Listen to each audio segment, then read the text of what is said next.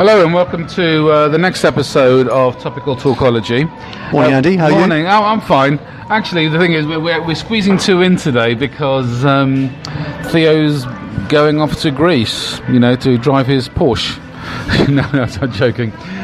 He's going off to Greece next week, so we're not going to be doing a podcast next week, so we're getting two out of the way today. And Theo wanted to approach the subject on certain medical factors today. So there's three things you wanted to cover. What were they? Just looking through what's been in the news this week. Not much on medical issues, but what there is game changing. The least, well, I say the least important, but it really isn't. It's incredibly important. Is the fact that there's a huge number of women giving birth to their first child above the age of 40. Yeah. Which again is a sad reflection on what's happening in today's society. Why is it sad? Because human beings are here to procreate, and centuries ago people didn't even live to the age of 40, and yet we're in this crazy society which forces women into doing things they don't particularly want to do. You don't think that women want to work in careers, because of course what we forget is that 98% of jobs are not a career. 2% of jobs are a career. The rest are jobs defined as something you wouldn't do unless you were paid. And yet everyone is being forced and being sold the dream that you can do whatever you want, follow your dream, chase that career.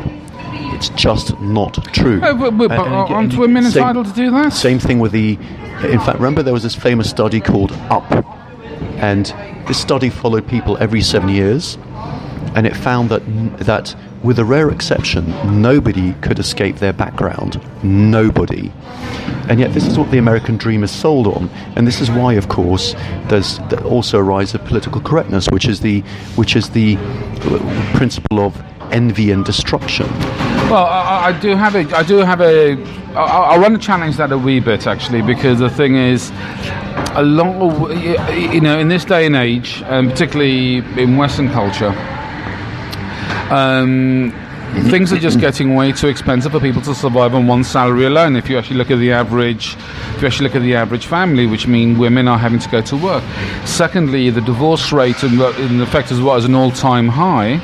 What happens when the male partner runs off, and the woman is actually going to have to be there to look after the kids? You just beautifully summarised what I was saying in the last podcast, where we're getting a collapse of structure and organisation, and that's a sign of a failing society. It's partly failing, but the thing is, it doesn't mean the woman wants to actually stay at home. I mean, my wife chose, I think this is even going back, when Megan was just newly born, and we put her into childcare from I think it was like about 20 weeks old. She went into childcare, and we were paying over £1,000 a month there because my wife chose that she didn't want to be a stay-at-home mum. I'll always remember in Ghostbusters when they were describing some ultimate Armageddon, when the evil god Zog was about to take over the world, and I remember Bill Murray saying, "Dogs mating with cats."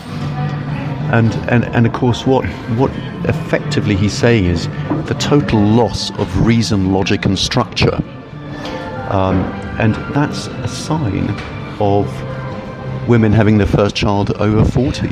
Well, I mean, look, I got a sort of some experience of that the first time I went to New York in the sort of very early 1990s, where I'm in a bar in New York, and I'm with my wife, and I'm actually getting approached by a couple of ladies, actually, and it was mainly filled by professionals, and there were women in their about I think they were probably early 30s at some point.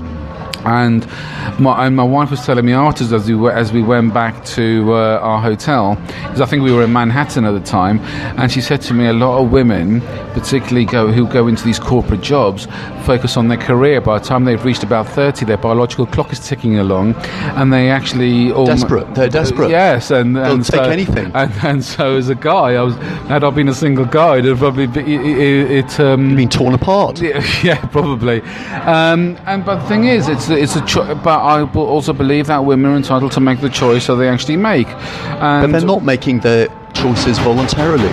They're making their choices out of desperation. No, they just don't know it. But it's still a choice, though. I mean, I'm not saying every choice that you make is a good choice, but if you've got, if you've got a choice that you choice out of desperation is not a true choice. Well, no, but the thing is, yes, it is actually, no, because the thing is, if they make a choice that they want to follow a career because that's what it's been ingrained into them. They've been brainwashed. Some people could actually clarify it as being brainwashed, but they. We just said 2% of careers. It's therefore not possible. Well, actually, if only 2%. That's because people aren't living the lifestyle or whatever they do. People are getting into jobs because they get paid, and this is where people argue about all these big corporate companies. I was actually at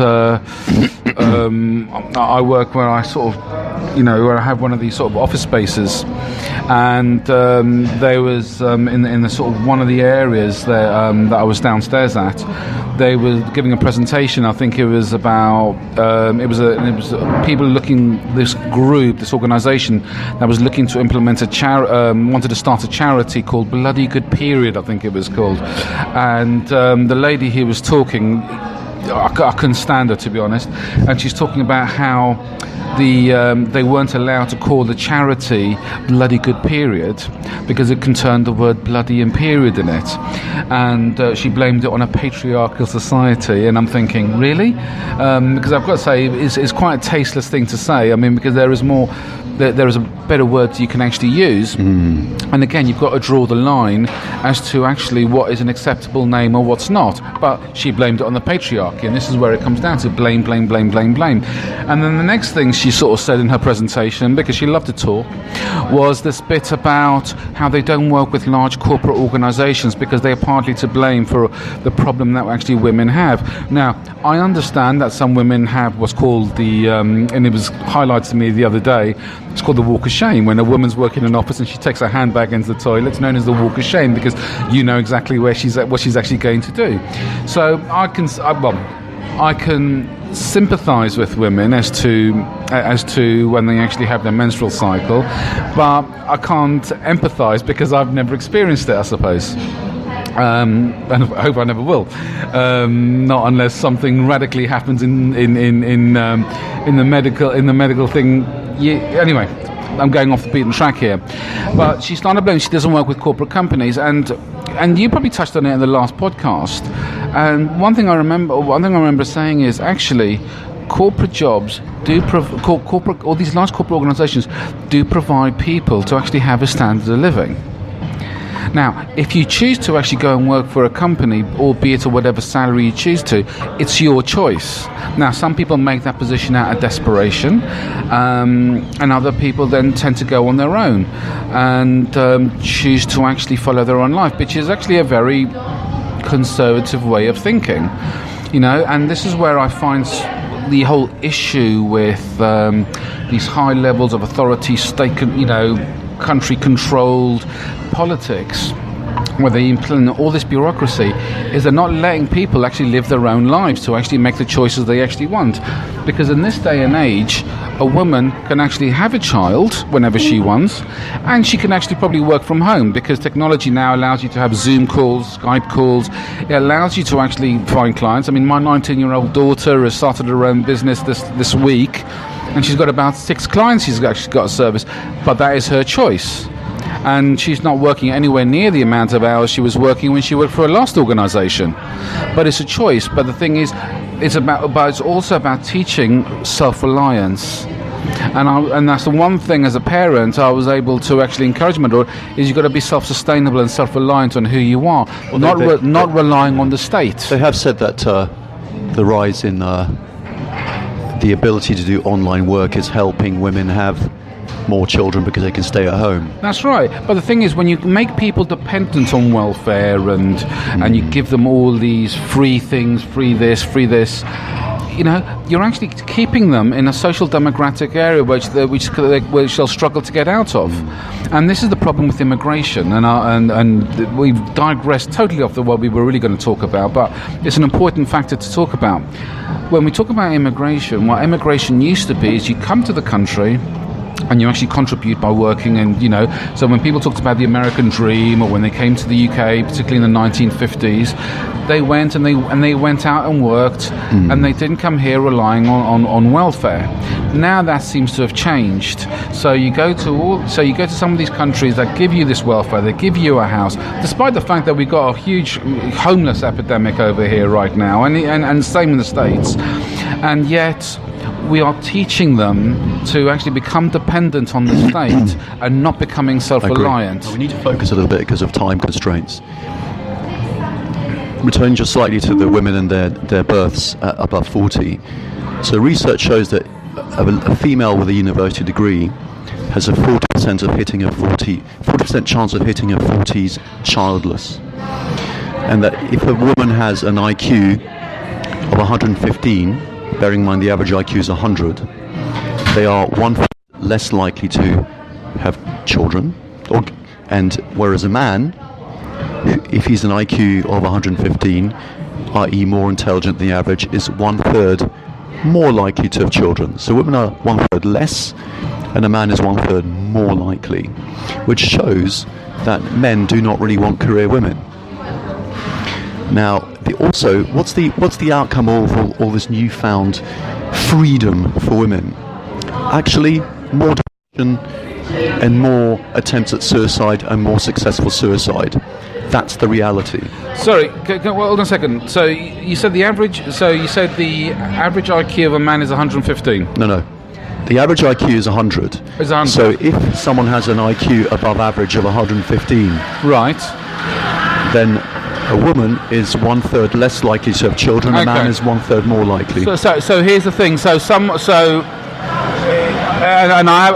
I don't quote me on the data here, but I would make a calculated assumption that if you've got an IQ of 115, chances are you're taking home higher than the average wage. Which means, what I was saying is, what I said earlier is that if a man and a woman, or the average man and a woman, have to both work to be able to sustain a certain lifestyle or to actually pay their bills and everything, and the person who's got an IQ of 115 and over is likely to earn more than the average wage. The point I was making, where the woman they want is quite happy to I'm not saying happy to stay at home, but is more capable of staying at home. No, but the point I'm making is that the woman is more likely to be a career woman if they're more intelligent, and that ends up in less children. But that'll also come down to the fact that, and if they're more career focused, they're likely to be stronger. Okay. Now the other point, the two other medical issues which are game changers, and yet people don't quite get that yet, but we've already mentioned it in the podcasts, is that the Federal Drug Administration in the States has licensed ketamine as a nasal spray to treat depression. Not as a first line, not as a first treatment by doctors, but as a second line. And also, recently, even more recently than that, MDMA, ecstasy, has been licensed by the FDA as a breakthrough treatment for post-traumatic stress disorder. Imagine that. Well, actually, do you know something? It's really weird because I was having this conversation last week about MDMA or ecstasy, however, and they were explaining to me, and I wasn't sure I agreed with it, but I didn't really have enough information to actually argue it. And he was saying actually that many years ago, like 20, 30 years ago, when people bought ecstasy, you got a very good high out of it, or whatever it was that because I've never had it, so I wouldn't know. But the thing was, people could probably be trusted to know that if they were taking ecstasy back in those days, that actually you were getting actually something a lot cleaner than you actually are today, because you can go and buy ecstasy off the street. But see, that's the other danger. And it's full of crap now. That's the other danger. But the key thing to understand here is that we've talked about epigenetics and about how methylation and demethylation are ways of affecting how genes are expressed and how that can be transferred across the generations, and how these drugs, ketamine, MDMA, are also demethylators, and how antidepressants are indirect demethylators. And I explained 2 podcasts ago how antidepressants work by 5-HT1A receptors, and how